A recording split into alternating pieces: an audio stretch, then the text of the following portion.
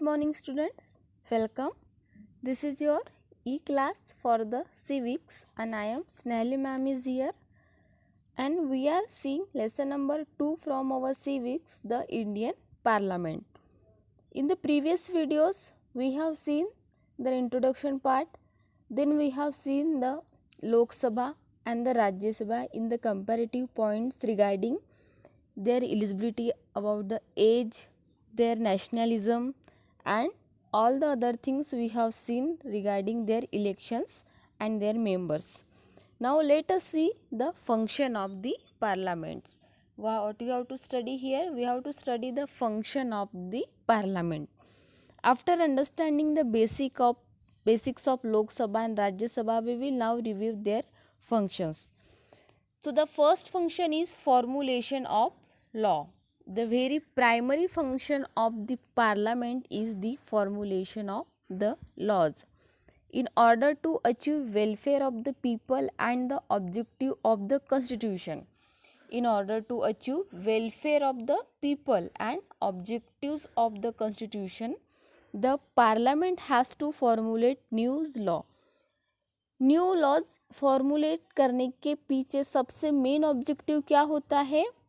The first one is to welfare of the people. लोगों के भलाई के लिए कुछ लॉज जनरेट करने पड़ते हैं और साथ में ही the objectives of the constitution. जो कॉन्स्टिट्यूशन में जो चीज़ें बताई है, जो कॉन्स्टिट्यूशन जिस तरीके से हमारा लिखा गया है, जिस तरीके से हमारी कंट्री चलनी चाहिए, उसकी जो पॉलिसी है गवर्निंग की, तो उस हिसाब से अपनी कंट्री चलने के लिए कुछ लॉज बनाने पड़ते हैं. Also outdated laws are repealed, necessary changes are made in some laws.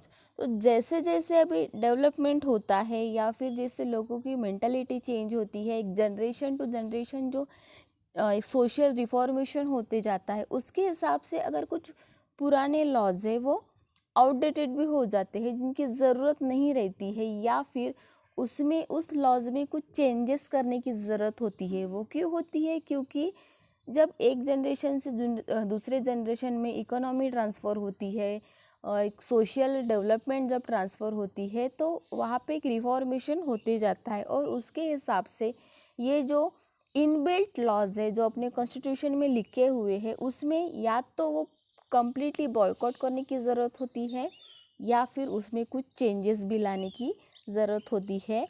And इसलिए new laws has to be formulate. The process of the formulation of laws has been describe in the constitution. In accordance to the procedures the parliament fulfill their primary and the important responsibility.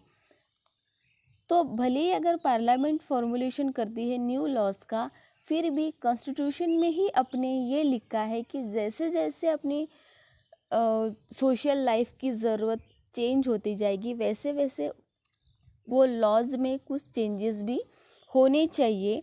और ये किस में describe किया है? Already it is describe in the constitution.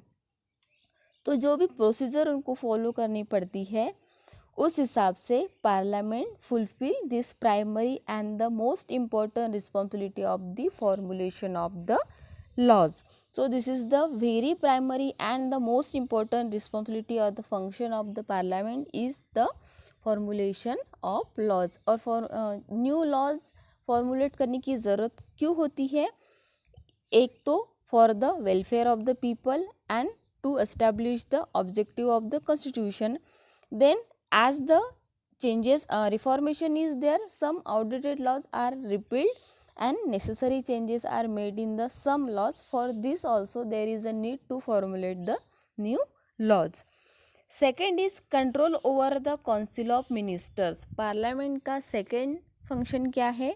to put control on the council of ministers. क्योंकि ministers के हाथ में powers होते हैं, तो ऑब्वियस है किसी के हाथ में अगर पावर्स आते हैं तो वो उसका मिसयूज कर सकता है.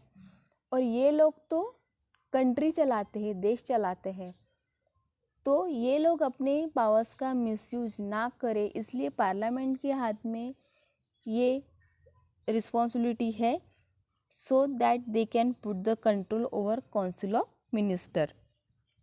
The Prime Minister and the Council of Minister are drawn from the Parliament, and Parliament exercise control over them. There are multiple ways through which this control can be exercised. It is the responsibility of the Parliament to see that the Council of Ministers does not disregard the Parliament and function under its supervision. The Prime Minister and Council of Ministers are drawn from the Parliament, and Parliament exercise control over them. Council of minister और prime minister किस में से बनते हैं? Obviously वो parliament से ही बनते हैं। लोकसभा और राज्यसभा से ही ये काउंसिल ऑफ मिनिस्टर बनाई जाती है, और काउंसिल ऑफ मिनिस्टर से ही फिर प्राइम मिनिस्टर भी बनता है। तो अभी पार्लियामेंट के ही हाथ में ये जिम्मेदारी रहती है कि ये लोग अपनी में से ये जो काउंसिल ऑफ एग्जीक्यूटिव जो बनाते हैं उनके ऊपर कंट्रोल रखने का काम भी ये पार्लियामेंट के ही हाथ में होता है। So there are multiple ways through which this control can be exercised. तो एक फर्स्ट लेसन में हमने नॉन कॉन्फिडेंस मोशन का जो वर्ड सुना था, जिसके थ्रू ये पार्लियामेंट एग्जीक्यूटिव्स के ऊपर यानी कि प्राइम मिनिस्टर और काउंसिल ऑफ मिनिस्टर्स के ऊपर कंट्रोल रख सकता है, जिसके लिए एक इम्पॉर्टेंट टूल क्या है? The non confidence motion. It is the responsibility of the Parliament to see that the Council of Ministers does not disregards the Parliament and function under its supervision. ये जिम्मेदारी किसकी होती है? पार्लियामेंट की होती है कि जो काउंसिल ऑफ मिनिस्टर जो काम कर रहे हैं वो पार्लियामेंट को यानी कि लोकसभा और राज्यसभा के मेंबर्स को अपनी मर्जी में रख के काम करे और ऑब्वियसली उनके सुपरविज़न में काम करे, जिससे क्या होता है? काउंसिल ऑफ मिनिस्टर्स के ऊपर एक प्रेशर बना रहता है कि उनको ये पार्लियामेंट के मेंबर्स को हर किसी चीज़ में उनका जो एक हम बोलेंगे कि उनके साथ डिस्कशन करना, उनके साथ डिबेट करना, प्लस माइनस पॉइंट डिस्कस करना और उसके बाद ही कोई किसी लॉ का एग्जीक्यूशन करना, ये चीज़ें खुद पार्लियामेंट की जिम्मेदारी होती है कि इस चीज़ का प्रेशर वो काउंसिल ऑफ मिनिस्टर्स के ऊपर बना के रखे. So this was about the control over the council of ministers. In the box, what you have to do, can you tell certain laws which become out of date, obsolete or abolished? Can you give example of such obsolete laws? For example, privy purses.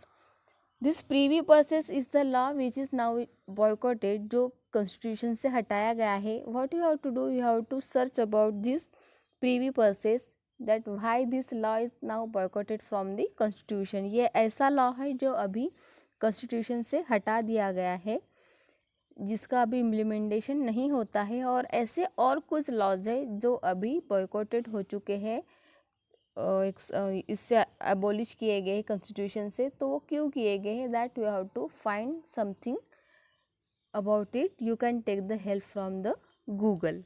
Thank you.